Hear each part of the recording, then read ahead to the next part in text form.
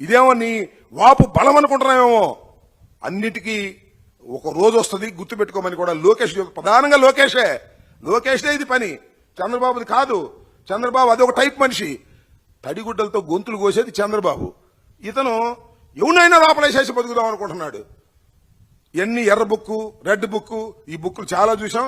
నీ రెడ్ బుక్కి నా కుక్క కూడా భయపడదని చెప్పాను, ఇప్పుడు కూడా భయపడదని చెప్తున్నాను. నీ రెడ్ బుక్కి, నీ అరెస్ట్కి వేసుకోండి.